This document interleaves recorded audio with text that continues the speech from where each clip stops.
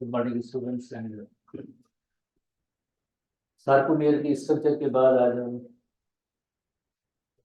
Mechanism of muscle contraction के हवाले से है कि स्लाइडिंग फिलामेंट मॉडल जो है वो क्या है। ठीक है, कोशिश करें स्टूडेंट्स पढ़ने आए तो फोकस रखें, पढ़ने की कोशिश करें, दूसरों को पढ़ाने की कोशिश ना करें। ठीक है, ये ऐसे भी स्टूडेंट हैं जो रिकॉर्डिंग्स और उन पे जोर है, चैनल बना रहे हैं, उन पे ना हो, अपनी अपने काम पे जो है ना वो फोकस रखें, तवज्जो करें।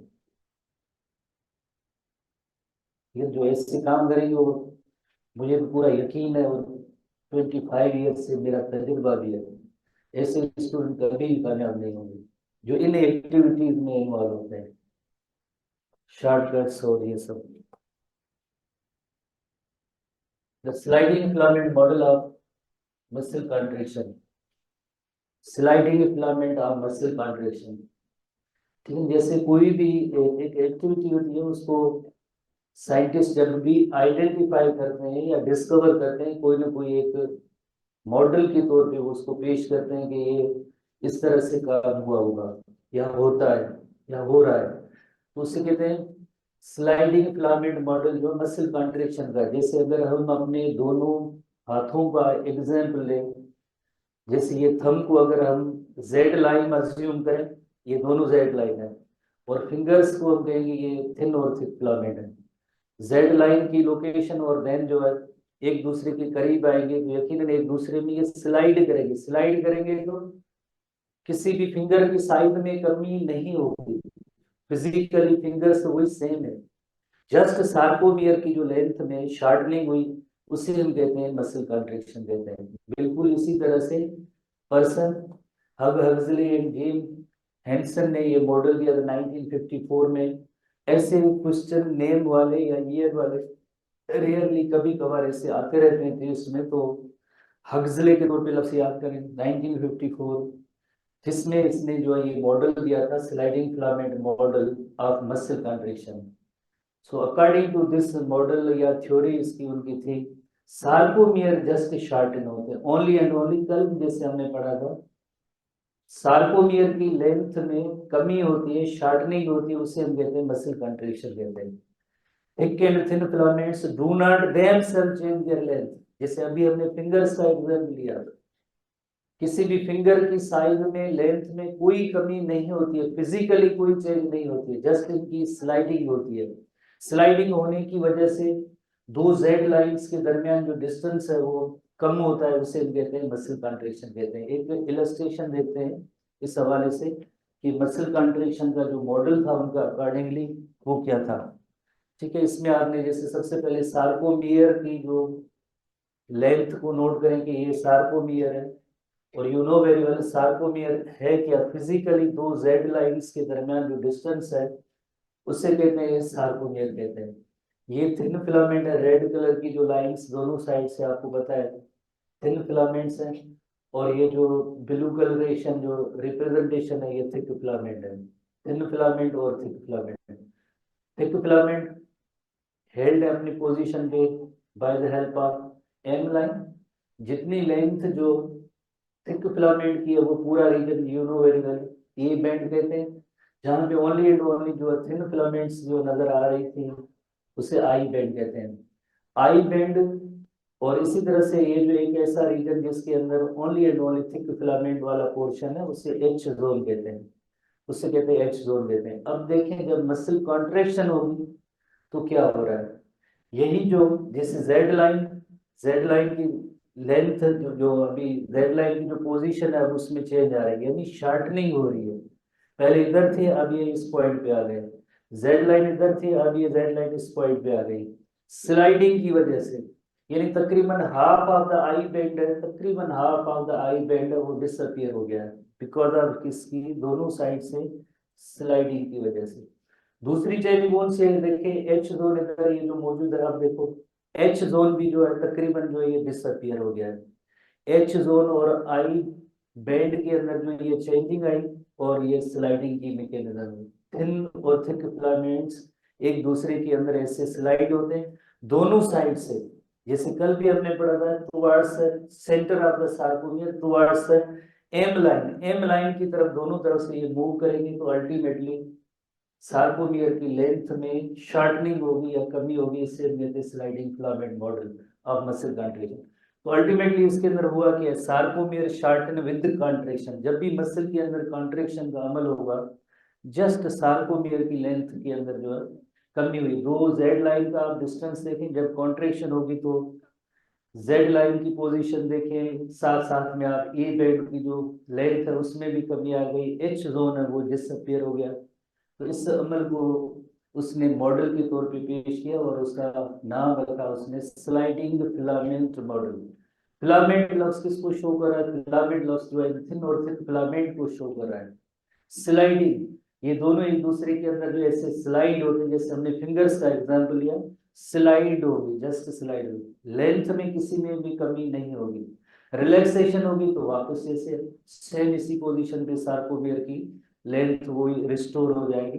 फिर अगेन जब मसल कॉन्ट्रैक्शन के लिए कमांड या ऑर्डर मिलेगा तो अगेन इसी तरह से जो इसकी लेंथ में कमी होगी, this is called sliding filament model of muscle contraction. इसके अंदर वेरी इंपॉर्टेंटली जो पॉइंट है कि एच जोन जो डिसअपीयर होगा और आई बैंड तकरीबन जो ये आधा हो जाता है, यानी इसकी लेंथ में भी कमी होती है, आई बैंड की लेंथ में भी कमी होती है। ये मसल है जब आपको इतनी ऐसे आई बैंड की लेंथ ज्यादा नजर आए या आपको जो एच जोन जो बड़ा नजर आए तो इसका मतलब है ये मसल रिलैक्स है।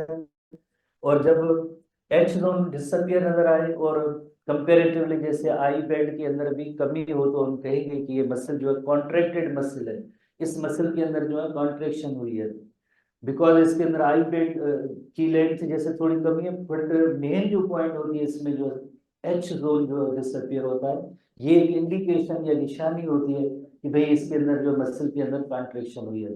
अदरवाइज जो एच रोल की जो है जरा लेंथ जो ज्यादा होती है रिलैक्स्ड मसल के अंदर। फर्दर हमारे जैसे हमारी बुक के अंदर ऐसी तस्वीर है और जिसके अंदर ये पूरी मैकेनिज्म बताई गई है जो आज हम डिस्कस करेंगे। जैसे सबसे पहले जैसे देखिए myosin head bind to actin, कल हमने पढ़ा था, ये मायोसिन हेड एक्टिन के साथ बाइंड होता है, forming the cross bridge, cross bridge बनाता है सबसे पहले। You know very well calcium ions release हुए, calcium ions they bind to troponin C, troponin C जब उसके साथ बाइंड होगा तो ट्रोपोमायोसिन जो एक्चुअली इनहिबिटर होता है मायोसिन की साइट को उसने हाइड किया हुआ है, छुपाया हुआ है, वो एक्सपोज हो जाएगी। देन मायोसिन हेड जो है एक्टिन की बाइंडिंग साइट के साथ ये बाइंड होगा, this is called cross bridge. उसके बाद myosin heads rotate towards the centre of the sarcomere, यानी कल हमने जो पढ़ा आज भी हमने पढ़ा है कि मायोसिन जब ये बाइंड करेंगे तो दोनों का जैसे रुख होगा टुवर्ड्स एम लाइन, सेंटर या एम लाइन की तरफ, ये उस तरफ मूव करेंगे दोनों साइड से। तो इस लाइक प्रॉपर्टी को कहते हैं power stroke, this is called power stroke. अगर हम कहेंगे इस जगह पे ये एम लाइन है तो ये मायोसिन हेड जो इधर एम लाइन की तरफ जो जाएंगे, एम लाइन की तरफ इसको स्लाइड करेंगे, लेके जाएंगे, this is called power stroke, उससे हम कहेंगे पावर स्ट्रोक। उसके बाद क्या होगा, कंट्रेक्शन जो होगी यकीनन ये एम लाइन की तरफ या स्लाइड किया, स्लाइड करने के बाद L myosin heads bind ATP the cross bridge is detection. ये वेरी इंपॉर्टेंट रोल होता है, हमारी बुक में क्लियर नहीं लिखा हुआ है। हर वक्त एक्टिन और मायोसिन जो फिलामेंट होती है आपस में लिंक नहीं होती है, जुड़ी नहीं होती है। जब भी मसल कॉन्ट्रेक्शन के लिए कमांड या ऑर्डर मिलता है तो ही जो है एक्टिन और मायोसिन फिलामेंट आपस में मिलकर क्रॉस ब्रिज बनाते हैं।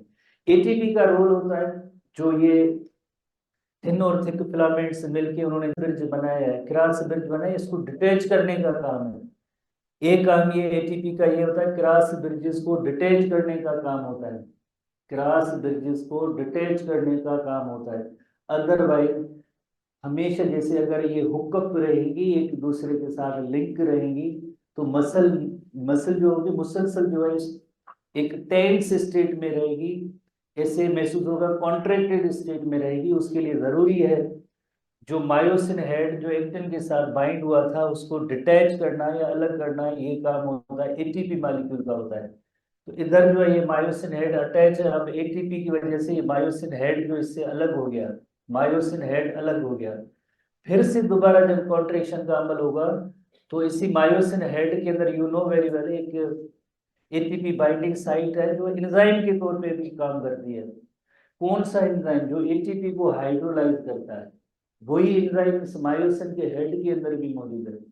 यू नो वेरी वेल, हमने पढ़ा था मायोसिन के हेड के बारे में। उसके अंदर एक एक्टिन के साथ बाइंड करने की जो एक जगह है, पॉइंट है, साइट है। नंबर 2, एटीपी के साथ भी बाइंड करने की जगह या पॉइंट है।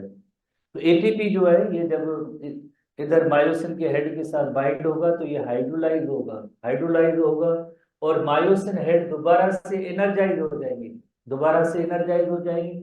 जब भी दोबारा, जैसे देखें एटीपी इधर ये हाइड्रोलाइज हुआ, टूटा है, एडीपी प्लस बी, और मायोसिन के हेड एनर्जाइज है, बस सिग्नल मसल कॉन्ट्रेक्शन के लिए मिलेगा तो दोबारा से ये क्रॉस ब्रिज बनेगी अगेन, जो इसको पुल, जैसे आप कहें पुल करेंगे टुवर्ड्स द एम लाइन, और दोबारा से ये साइकिल जो है स्टार्ट हो जाएगा। इसी वजह से इसे कहते हैं cross bridge cycle. Cross bridge बनेगी टूटेगी, दोबारा बनेगी टूटेगी, इसी तरह से मसल जो है वो कॉन्ट्रैक्ट होती रहती है।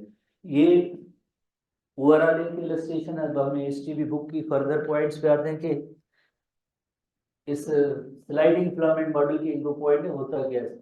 जैसे rather they just slide past one another, thick और थिन फिलामेंट एक दूसरे के ऊपर जो है स्लाइड करते हैं। जैसे फॉर एग्जाम्पल ये मसल एक रिलैक्सेशन की स्टेट में, रिलैक्सेशन की स्टेट में, तो आप कैसे पता चला कि रिलैक्सेशन की स्टेट में? आप देख रहे हैं एच जोन इसमें ज्यादा है, और जैसे आई बेंड है इसकी जो लेंथ है ये भी काफी सारी है, तो ये मसल जो है रिलैक्स स्टेट में है। और जब दोबारा से जब कॉन्ट्रेक्शन का अमल होगा तो आप देख रहे हैं कि ये एरोज जो शो कर रहे हैं कि ये जो थिन फिलामेंट स्लाइड होगी towards the centre of the sarcomere, जिसे हम एम लाइन कहते हैं। तो अब इस एच जोन तकरीबन ये डिसअपियर हो जाता है, डिसअपियर हो जाता है। और फिर क्या होता है, जैसे जब मसल फुली कॉन्ट्रैक्टेड होगी तो यही जो, जैसे ये जेड लाइन, ये भी जेड लाइन, तो इसमें तकरीबन जैसे आप कहेंगे एच जोन जो है ये अभी कॉन्ट्रेक्शन स्टार्ट हुई है, और जब कॉन्ट्रेक्शन फिनिश होगी तो एच जोन डिसअपियर हो जाएगा। ये फुली कॉन्ट्रैक्टेड मसल है। तो यही पॉइंट कि जो ये मायोफिलामेंट्स होती हैं they just slide past with each other. जैसे ये पुलिंग हो रही है towards the centre of M line, तो स्लाइडिंग हो रही है with the thin filaments moving towards the centre of the sarcomere. जो पॉइंट हम बार बार रिपीट कर रहे हैं कि थिन फिलामेंट्स किस तरफ मूव करेंगे? Towards the centre of the sarcomere. Centre of the sarcomere इधर एक लाइन जो जैसे you know where M line होती है उस तरफ इसका स्लाइडिंग का जो रुख है, डायरेक्शन है, towards the centre of the M line from both the side. Both the side का मतलब है जेड लाइन के इस तरफ भी जैसे थिन फिलामेंट स्लाइड करेंगे towards the centre of line, और इस तरफ से भी स्लाइड करेंगे towards the centre of line. इस वजह से ये मसल जो है फुली कॉन्ट्रैक्टेड होगी, और इस मॉडल को कहेंगे sliding filament model. So this model is called as sliding filament model of muscle contraction. Just sliding हुई है और शार्टनिंग ऑफ द सार्कोमियर हुआ है, इसे हम कहते हैं मसल कॉन्ट्रैक्शन। जस्ट स्लाइडिंग हुई है थिन और थिक फिलामेंट्स की, और स्लाइडिंग होने के बाद जैसे सार्कोमियर कि फिजिकली जैसे डिस्टेंस में कमी हुई है, शॉर्टनिंग हुई है, उसे हम कहते हैं मसल कॉन्ट्रैक्शन। ठीक है ना, कोई इतनी बड़ी पॉइंट नहीं है, जस्ट डेफिनेशन है कि है क्या, इसमें होता क्या है। अगेन एक और इलस्ट्रेशन में आप देख सकते हैं कि जैसे एक मसल है जो रिलैक्स्ड मसल है, जैसे रिलैक्स मसल है उसका प्रूफ ये है कि साथ एच जोन जो काफी सारा बड़ा है, और आई बेंड की लेंथ में भी जैसे जैसे काफी सारी जो इसकी लेंथ है। जब ये मसल कॉन्ट्रैक्ट होती है तो दोनों साइड से, जेड लाइन के दोनों साइड से थिन फिलामेंट्स मूव करेंगे towards the centre of the sarcomere, that is called M line. और इस तरह से जो जेड लाइन की जो दरमियान जो सार्कोमियर है उसकी लेंथ में कमी होती है, this is called muscle contraction का जो स्लाइडिंग फिलामेंट मॉडल है उसे हम कहते हैं मसल कॉन्ट्रैक्शन कहते हैं। कोई इसमें बड़ी साइंस नहीं है, फार्मूला नहीं है, जस्ट स्लाइडिंग एक की टर्म है, उसको आप नोट करेंगे। तो स्लाइडिंग फिलामेंट मॉडल के हवाले से फर्दर जब ओवरऑल पूरी ये कॉन्ट्रैक्शन होगी, ये बहुत ही इंपॉर्टेंट क्वेश्चन है, इसको आपने नोट करना है कि जब स्लाइडिंग होगी मसल में कॉन्ट्रैक्शन होगी तो कौन कौन से इवेंट्स होंगे। वेरी इंपॉर्टेंट क्वेश्चन है जो हमारे एसटीबी बुक के अंदर इंक्लूड है। जैसे स्लाइडिंग होगी इनकी, या दूसरे लफ्जों में हम कहेंगे मसल में कॉन्ट्रैक्शन होगी तो कौन से इवेंट्स होंगे। पहला event, H zone and I bands get narrower. जो हम कल से भी डिस्कस कर रहे हैं, आज भी हमने मेनी टाइम किया है, डिस्कस किया, इलस्ट्रेशन भी देखी। एच जोन तकरीबन जैसे डिसअपियर हो जाएगा, और आई बैंड भी जो उनकी लेंथ है उसमें भी कमी होगी। नंबर वन इवेंट जैसे ये जब भी स्लाइडिंग होगी, मसल कॉन्ट्रेक्शन होगी, तो एच जोन और आई बैंड के हवाले से ये चेंज आएगी। एक the regions of the regions of overlap widen, the regions of overlap widen, कौन से रीजन ओवरलैप वाले जो वाइडन होते हैं?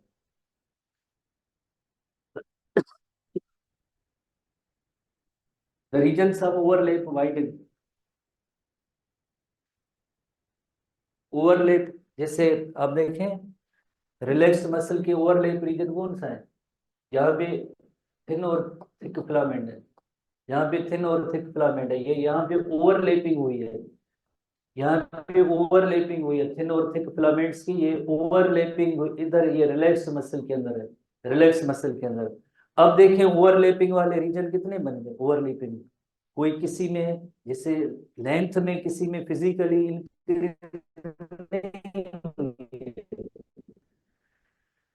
जब ये नैरोअर होंगे तो यकीनन जो ओवरलैपिंग वाला रीजन है वो ज्यादा हो जाएगा, है यही इसकी वजह से स्लाइडिंग जो हुई है, तो इस वजह से ओवरलैपिंग वाला रीजन है वो जरा ज्यादा है। इधर देखें ओवरलैपिंग दोनों साइड से है, तो थोड़ी थोड़ी है। अब ये जैसे दोनों साइड एक दूसरे के करीब आ जाएंगे एम लाइन की तरफ, तो यकीनन ओवरलैपिंग वाला रीजन है वो जरा इंक्रीज होगा या बड़ा हो जाएगा। अब इधर thin thick thin thick thin thick thin thick ये ओवरलैपिंग वाला रीजन हो गया, ये जरा as compare to relax muscle ये ओवरलैपिंग का रीजन ज्यादा हो जाएगा। तो स्लाइडिंग मॉडल के हवाले से जब भी मसल कॉन्ट्रेक्शन होगी तो ओवरलैपिंग वाला रीजन जो है वो उसमें इंक्रीज होगी। ओवरलैपिंग वाले ये नंबर 2 पॉइंट होती है कि the regions of overlap widen. तीसरी लाइक एक्टिविटी कौन सी होगी जब भी जैसे एक हमने ये एच जोन और आई बैंड में जैसे ये कमी हुई है, नंबर 2 जैसे ओवरलैपिंग रीजन है वो जरा वाइडन हुए। और तीसरी point Z lines move closer together, वो हमने पहले ही नोट कर लिया था, जेड लाइन एक दूसरे के करीब जैसे थोड़ा सा मूव करेंगे एम लाइन की तरफ, यकीनन तो ये जो चेंज आई है कि Z lines move closer together, बिल्कुल क्लोजर तो नहीं पर जाहिर है चेंज आई है। So shortening the sarcomere, shortening the sarcomere is the muscle contraction, जो जिससे हम कहते हैं मसल कॉन्ट्रेक्शन है वो शार्टनिंग ऑफ सार्कोमियर एक्चुअली। तो ये 3 इवेंट्स की सूरत में आप इनको याद रखेंगे कि कौन कौन से इवेंट्स मसल कॉन्ट्रेक्शन के दौरान होंगे। H zone and I band narrower होंगे, रीजन्स ऑफ ओवरलैपिंग जो ये वाइडन होंगे, और Z lines move close together. अगर इसी में से क्वेश्चन हो कि जब रिलैक्सेशन होगी तो क्या होगा, रिलैक्सेशन होगी तो आप इनको रिवर्स कर दें, जेड लाइन में एक दूसरे से परे चली जाएंगी, अलग दूर हो जाएंगी, ओवरलैप का रीजन है वो अगेन छोटा सा हो जाएगा, पहले जो है वाइडन हुआ था। और इसी तरह H zone and I pen get narrower, narrower तो वापस जो रिस्टोर हो जाएंगे, तो उनकी जो साइज होगी उस सार्कोमियर के अंदर वो जरा ज्यादा हो जाएगी। तो इस तरह से जब इन्हीं पॉइंट्स को आप रिवर्स करेंगे तो वो सब रिलैक्सेशन की पॉइंट हो जाएंगे। ये मसल जब कॉन्ट्रैक्ट होती है तो उनकी पॉइंट है, एसटीबी बुक का क्वेश्चन है, बहुत ही इंपॉर्टेंट। तो हम क्रॉस ब्रिज साइकिल के हवाले से पॉइंट्स पढ़ेंगे जो आज एसटीबी बुक का मेन टॉपिक है हमारा, cross bridge cycle. Cross bridge cycle, cross bridge किसे कहते हैं? जैसे थोड़ी देर पहले हमने पढ़ा था, जब मायोसिन का हेड जब एक्टिन के साथ बाइंड होता है, अटैच होता है, तो क्रॉस ब्रिजेस बनती है। तो मोटर न्यूरॉन रिलीज है न्यूरोट्रांसमीटर एसिटाइलकोलिन, प्रीवियस क्लासेस से हमने पढ़ा था। नर्व इंपल्स या signal brain spinal cord motor neuron, motor neuron की जो एंड वाला रीजन होता है जिसे एक्सॉन टर्मिनल कहते हैं, उसके अंदर वेसिकल होते हैं, वेसिकल के अंदर न्यूरोट्रांसमीटर होते हैं। न्यूरोट्रांसमीटर जब रिलीज होगा, कौन सा न्यूरोट्रांसमीटर, वेरी इंपॉर्टेंटली, हालांकि आगे नर्वस सिस्टम वाला हमारा चैप्टर है उसके अंदर काफी सारे न्यूरोट्रांसमीटर्स हैं जिनकी डिफरेंट रोल्स हैं, पर मसल कॉन्ट्रेक्शन के लिए जो न्यूरोट्रांसमीटर होता है उसका नेम है acetyl choline, acetyl choline, acetyl choline, acetyl choline. Short form किन किन जगहों पे लिखा हो जाता है एसिटाइल कोलिन, बहरहाल acetyl choline that opens the proteinic gateway in T tubule. आप इसका पाथ भी आप नोट कर चुके हैं। एक्शन पोटेंशियल आया, एसिटाइल कोलिन जो है वेसिकल से रिलीज हुआ, सार्कोलेमा के एक खास रीजन जिसे कहते हैं motor end plate. Motor end plate के अंदर यू नो वेरी वेल इसी एसिटाइल कोलिन को रिसीव करने के रिसेप्टर मौजूद है। जैसे एसिटाइल कोलिन उन रिसेप्टर के साथ बाइंड होगा, आगे वही एक्शन पोटेंशियल मूव करेगा थ्रू टी ट्यूब्यूल और किधर जाएगा, सार्कोप्लाज्मिक रेटिकुलम की तरफ। और सार्कोप्लाज्मिक रेटिकुलम क्या करेंगे, सार्कोप्लाज्मिक रेटिकुलम जिनका काम ही होता है कैल्शियम स्टोर करना, जो स्टोर्ड होती है वो रिलीज होगी। सार्कोप्लाज्मिक रेटिकुलम टू रिलीज है स्टोर्ड कैल्शियम, बिकॉज कैल्शियम की स्टोरेज की जो पॉइंट है, जगह है, वो सार्कोप्लाज्मिक रेटिकुलम है, वहां से कैल्शियम आयन रिलीज करेंगे। जैसे कैल्शियम आयन रिलीज होंगे तो आगे आपको पता है कि मसल कंट्रेक्शन की मैकेनिज्म तभी स्टार्ट होती है जब कैल्शियम आयंस रिलीज करेंगे, बिकॉज जब तक कैल्शियम आयंस नहीं होंगे तो एक्टिन पे जो मायोसिन की बाइंडिंग साइट है वो कभी भी एक्सपोज नहीं होती, क्योंकि उसको किसने छुपाया हुआ है, उसने छुपाया हुआ है ट्रोपोमायोसिन ने, जो एक्टोमायोसिन कॉम्प्लेक्स इनहिबिटर है। तो ये हम टॉपिक इवन हम पहले ही पढ़ चुके हैं कि जब सिग्नल या इम्पल्स जो कॉन्ट्रेक्शन के लिए रिलीज होंगे तो ये सारी जो मैकेनिज्म जो पहले डिस्कस की थी कि ये एक्सॉन टर्मिनल इधर जो वेसिकल थी जिनके अंदर न्यूरोट्रांसमीटर था, ये वेसिकल जो फ्यूज हो गई, ये ग्रीन कलर के जितने भी आपको पार्ट्स ये नजर आ रहे हैं ये न्यूरोट्रांसमीटर है। और ये थोड़ा सा स्पेस या गैप होता है जिसे सिनेप्टिक क्लेफ्ट कहते हैं। ये मेम्ब्रेन है, ये सार्कोलेमा है, पर जो मोटर न्यूरॉन के एक्सॉन के नीचे होती है उसे कहते हैं मोटर एंड प्लेट कहते हैं। इस मोटर एंड प्लेट के अंदर काफी सारे रिसेप्टर्स मौजूद है, ये सारे रिसेप्टर्स हैं।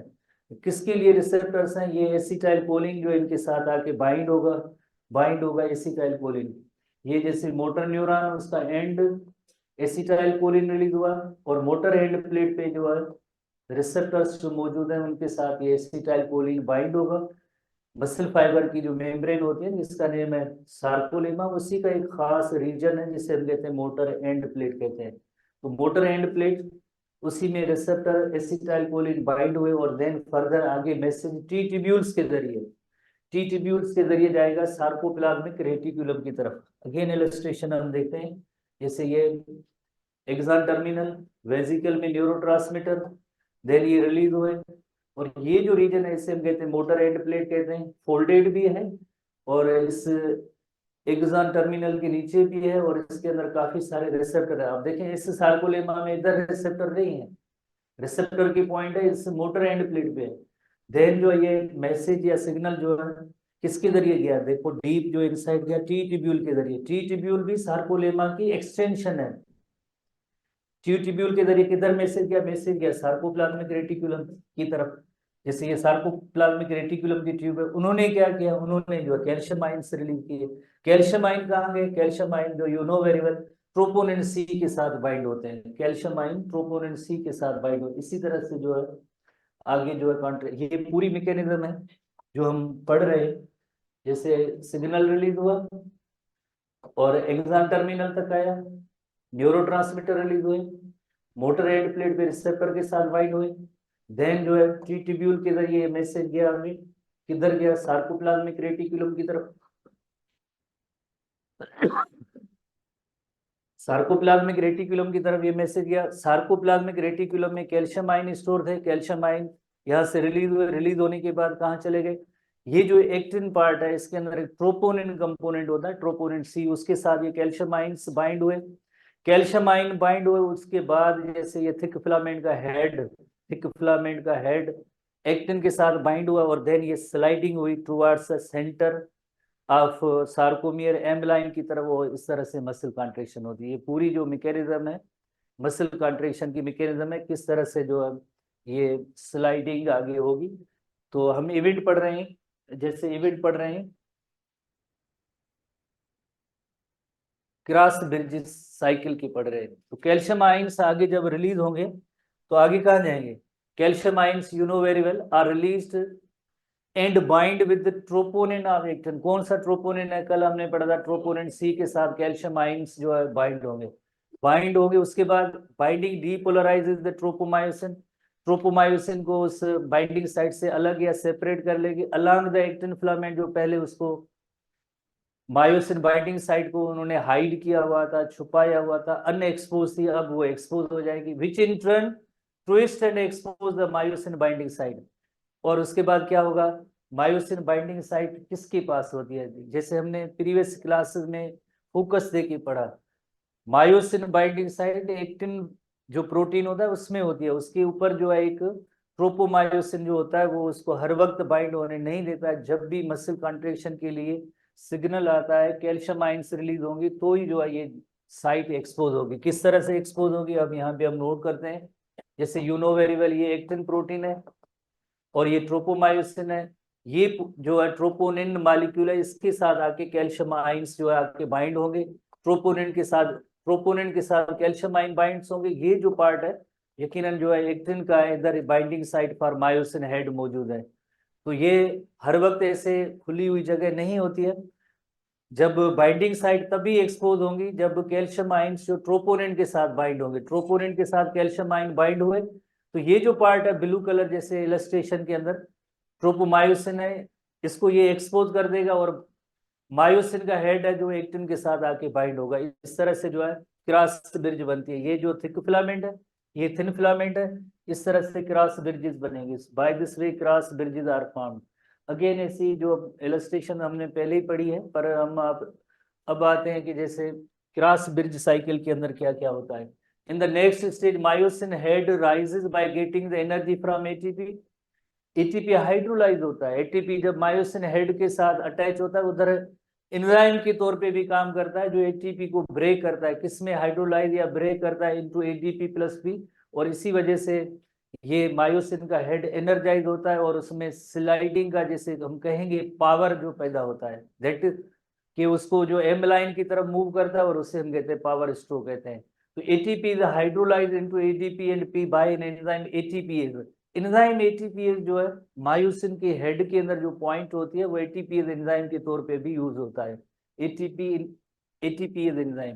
तो इस तरह से जो है मायोसिन का हेड आके जो एक्टिन के बाइंडिंग साइट के साथ आके बाइंड होता है, एक्टिन के बाइंडिंग साइट के साथ आके बाइंड होता है, ठीक है ना। इस तरह से जो एटीपी हाइड्रोलाइज हुआ, एनर्जाइज हुआ, अब जो होगी स्लाइडिंग होगी towards the centre of the sarcomere और अल्टीमेटली जो है शार्टनिंग होगी सार्कोमियर के अंदर। आगे क्या होगा, एज दिस काजेज का मतलब है कि एटीपी जो ब्रेक हुआ, मायोसिन हेड एनर्जाइज हुआ, myosin head to extend and attach to the binding site of actin and both actin and myosin filaments are cross linked. और इस तरह से जो क्रॉस लिंक्ड एक दूसरे के साथ जुड़ गए, अटैच हो गए, तो इसे हम कहते हैं क्रॉस ब्रिज कहते हैं। This is called as cross bridge. Otherwise जैसे आपको पता है एक्टिन और मायोसिन अलग थे, अब जो है क्रॉस ब्रिज बन चुकी है, क्रॉस ब्रिज बन चुकी है। क्रॉस ब्रिज बनने के बाद जैसे वो मूव करेंगे, स्लाइड करेंगे toward the centre of sarcomere M line. This action is called the power stroke and triggered allowing myosin to pull the actin filament toward the center of the sarcomere। वो क्या होती है, M line. और इस तरह से sarcomere की length में कमी होगी, सार्कोमियर की लेंथ में कमी होगी, उसे हम कहते हैं मसल कंट्रेक्शन।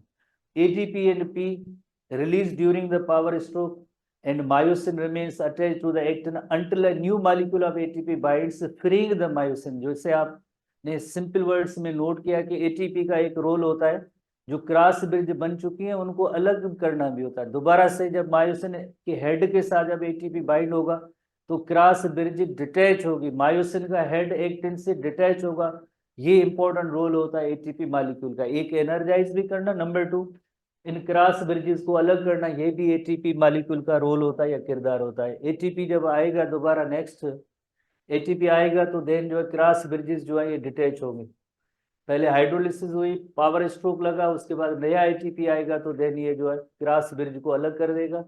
दोबारा से जब मसल कॉन्ट्रेक्शन के लिए सिग्नल या ऑर्डर मिलेगा, कमांड मिलेगा, तो वही सेम इवेंट होगा जो थोड़ी देर पहले पढ़ा था।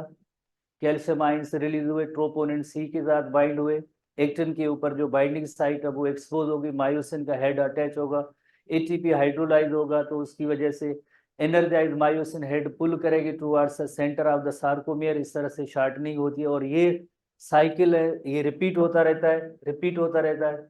इस तरह से जो मसल कॉन्ट्रैक्शन का अमल जारी होता है। कल हम कोई टॉपिक वगैरह होगा तो हम कल इसको देखेंगे।